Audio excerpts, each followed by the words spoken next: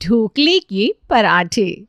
ये है शास्त्री परिवार जो दिल्ली के चांदनी चौक इलाके में कई सालों से रहते आ रहे हैं। पुष्पा और विश्वास के 2 बच्चे हैं, बड़ा बेटा किशन और छोटा बेटा रोहित। बड़े बेटे की शादी हो चुकी है बरखा से, जो कि दिल्ली की है। अब तलाश है इन्हें अपनी छोटी बहू की, जिससे उनका परिवार पूरा हो जाए। हाँ मौसी जी, बस अब रोहित के लिए कोई अच्छी सी लड़की मिल जाए तो हमारा परिवार पूरा हो जाए। आपकी नज़र में कोई लड़की हो तो ज़रूर बताइएगा। हाँ हाँ, दिल्ली की हो फिर तो ज़्यादा अच्छा है। बड़े बेटे को तो इतने साल हो गए शादी किए हुए, उसका बेटा भी अब 8 साल का होने को आया है। हाँ, जी जी जी, आपकी नज़र में कोई लड़की हो तो बताइएगा। मैं आपको रोहित का फ़ोटो और बायोडेटा भेजती हूँ अभी। अरे किससे बात कर रही थी इतनी देर तक? मौसी जी से बात कर रही थी। अब रोहित 28 का हो गया है, उसके लिए लड़की तो देखनी होगी ना हमें, इसीलिए बस मौसी जी को रोहित के फ़ोटो भेज रही थी। हाँ ये बात तो सही है, लेकिन मैं ये कह रहा था कि हमें एक बार रोहित से भी पूछ लेना चाहिए, कहीं उसकी नज़र में कोई लड़की तो नहीं है। अब रोहित से क्या पूछना, मुझे नहीं लगता कोई लड़की है उसकी ज़िंदगी में। या तो कभी उससे मिलने जाता या उसे घर ले आता। फिर भी मुझे लगता है हमें उससे एक बार पूछ लेना चाहिए। हाँ माँ जी, मुझे भी पापा जी की बात सही लग रही है। आपने देखा नहीं है, रोहित से जब भी शादी की बात करो तो कैसे बात को टाल देता है। मेरी बात मानो तो आज रात हम सब उससे बैठकर पूछ ही लेते हैं, आखिर कोई है तो नहीं उसकी ज़िंदगी में। रोहित के पापा को लग रहा था शायद रोहित किसी को पसंद करता है, लेकिन बस उन्हें बता नहीं रहा है। इसीलिए उन्होंने खुद ही उसे सामने से पूछने का सोचा। रात को जब सब लोग खाना खा रहे थे तब, सब लोग मुझे ऐसे क्यों देख रहे हैं? कोई बात है क्या? तेरे लिए एक रिश्ता आया था, मैंने और तेरी मम्मी ने उस लड़की के लिए हाँ कर दिया। क्या? लेकिन क्यों? आपने मुझसे पूछा भी नहीं। एक बार मुझे दिखा तो देते लड़की। ऐसा क्यों कह रहा है? हम तेरे माता पिता हैं, हम तेरे लिए कुछ गलत थोड़ी ना करेंगे। अब तो हमने शादी के लिए हाँ कर दिया भाई। नहीं नहीं नहीं, मैं अभी तैयार नहीं हूँ माम, आप उन्हें मना कर दीजिए। अरे लड़की बहुत अच्छी है रोहित, सुंदर है, पढ़ी लिखी है, और क्या चाहिए तुम्हें? भैया आप ही कुछ बोलिए ना इन्हें। अरे अब मैं क्या कहूँ, सही तो कह रहे हैं सब। अब तेरी उम्र हो गई है शादी की, और माँ पापा ने तेरे लिए गलत लड़की तो ढूंढी नहीं होगी। आप सब समझ क्यों नहीं रहे? मैं नहीं कर सकता शादी किसी और से। किसी और से मतलब? क्यों नहीं कर सकता है? हाँ, आखिर कोई कारण तो होगा ना जिस वजह से आप शादी नहीं करना चाहते।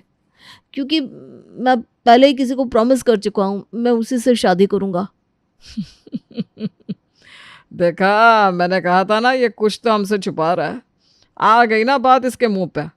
क्या मतलब? मतलब ये कि हम सब झूठ कह रहे थे, हमने किसी लड़की के साथ आपका रिश्ता तय नहीं किया।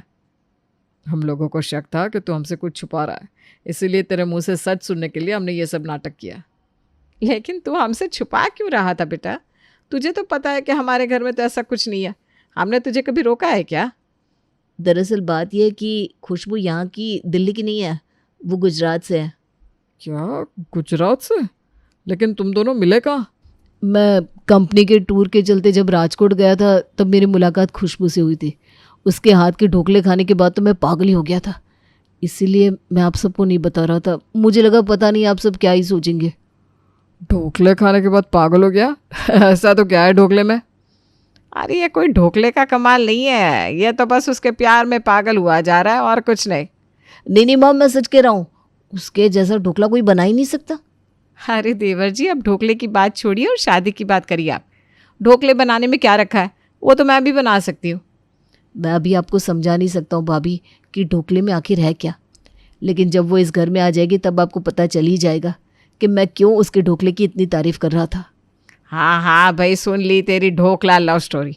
अब शादी की बात पर आए, अगर उसके माता पिता भी राज़ी है तो हम जल्द से जल्द तेरी और खुशबू की शादी करवा देंगे। क्या है ना जी? हाँ हाँ, तुम्हारी माँ सही कह रहे। हम दिल्ली में है, वो गुजरात में। इससे अच्छा है कि तुम दोनों अब साथ हो जाओ और शादी करके साथ ही रहो। आप लोगों को ऐतराज़ नहीं है सच में? अरे देवर जी, हमें क्या एतराज़ होगा भला, हम तो खुश हैं कि आप अपनी पसंद की लड़की से शादी कर रहे हैं।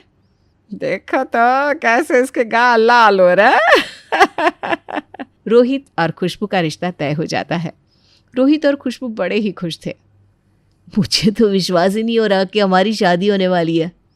मुझे तो लगा था आपके घर वाले मानेंगे ही नहीं। हाँ, लगा तो मुझे भी यही था, लेकिन उन्होंने तो कुछ कहा ही नहीं। आज पता है, इसी खुशी में मैंने मीठे ढोकले बनाए हैं। लेकिन यहाँ कोई मानने को ही तैयार नहीं है कि मुझे तुमसे ज़्यादा प्यार तुम्हारे ढोकले की वजह से हुआ था। उन्हें लगता है मैं बस तुम्हारी यूं ही तारीफ कर रहा हूँ। कोई बात नहीं, जब मैं शादी करके वहाँ आऊँगी तो उन्हें ऐसे ढोकले खिलाऊंगी कि वो सब खुश हो जाएंगे। मुझे तो बस इंतज़ार है कि कब हमारी शादी होगी और कब मैं तुम्हारे हाथ के सैंडविच ढोकले खा पाऊँगा। बस थोड़ा सा इंतज़ार और कर लो, उसके बाद तो मैं रोज़ तुम्हें अलग अलग तरह के ढोकले खिलाऊंगी। ये देखो, हमारे देवर जी फ़ोन पर भी प्यार की बातें नहीं, ढोकले की बातें कर रहे हैं।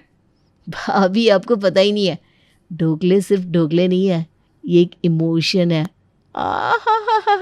अब तो मैं भी बेताब हूँ देवर जी, आपकी होने वाली पत्नी के हाथों के ढोकले खाने के लिए। आपसे ज़्यादा तो मैं इंतज़ार कर रहा हूँ जब आप खुशबू के बनाए ढोकले खाओगी। अरे बस, अब ढोकला ढोकला क्या लगा रखा है, शादी की तैयारी करो। जब देखो ढोकला ढोकला करता रहता है। आखिर ऐसा क्या था खुशबू के ढोकले में जो रोहित उसकी तारीफ करते नहीं थक रहा था? इसका राज भी जल्द ही खुलने वाला था, क्योंकि अब शादी का समय भी आ गया था, जब खुशबू इस घर की बहू बन के दरवाजे पर गृह प्रवेश के लिए खड़ी थी। आइए आइए देवरानी जी, आपका स्वागत है आपके ससुराल में। आज तो मैं बहुत खुश हूँ सच में। रोहित की शादी हो गई है, अब तो मैंने गंगा ही नहा लिया। अरे अभी कहाँ पुष्पा, अभी तो हमें तेरी नई बहू के हाथ का खाना खाना बाकी है। पता तो चले ये गुजरात से आई लड़की क्या क्या बना सकती है। कुछ दिल्ली का स्वाद भी पता है कि नहीं इसे?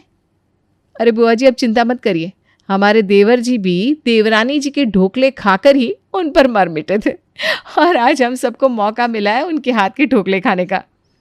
ये लो, मैं तो यहाँ कोई बड़े पकवान खाने का सोच रही थी, और यहाँ क्या बनाएगी ये ढोकले। इसमें कौन सी बड़ी बात है? अरे बुआ जी, आपने आज तक ऐसे ढोकले खाए ही नहीं होंगे।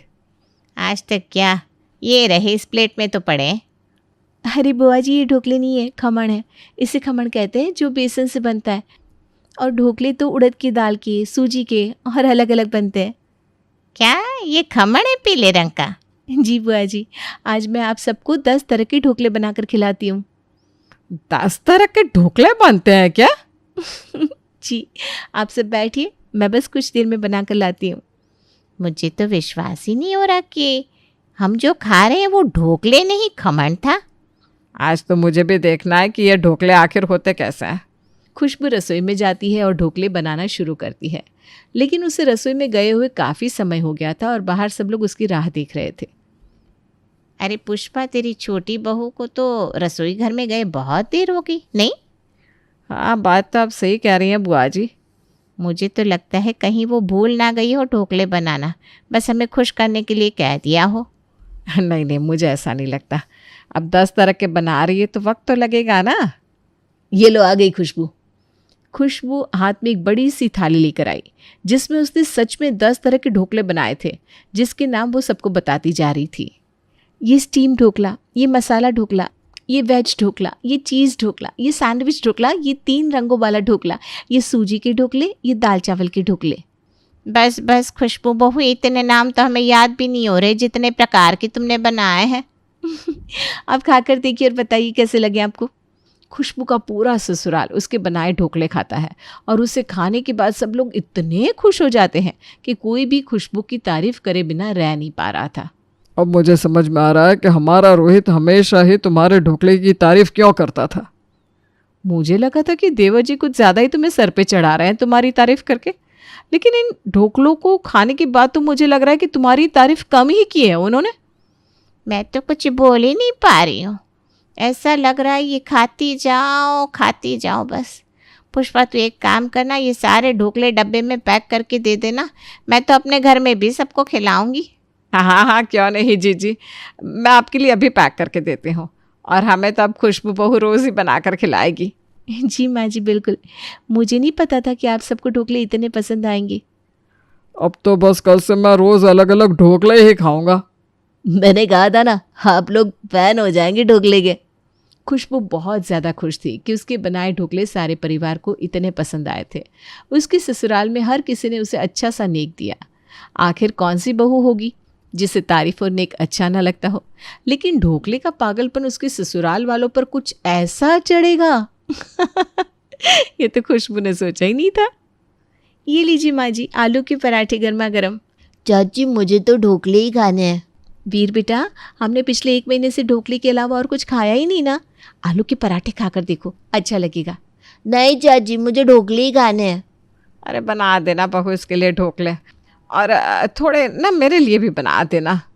माँ जी, जब से इस घर में शादी करके आई हूँ तब से मैंने ढोकले ही बनाए हैं। आज पराठे का आटा लगा दिया है, आज यही खा लीजिए ना। नहीं दादी, मुझे ढोकले ही खाने हैं। चाची आप मुझे ढोकले के पराठे बना दीजिए। क्या, ढोकले के पराठे? हाँ, जो बचे हुए ढोकले हैं ना, उनका चूरा करके पराठा बना दो। पर माँ जी, ढोकले के पराठे नहीं बनते। अब क्या करे बहू, तूने ढोकले की इतनी आदत डाल दी है कि उसके बिना कुछ अच्छा ही नहीं लगता। आज तू ढोकले के ही पराठे बना दे।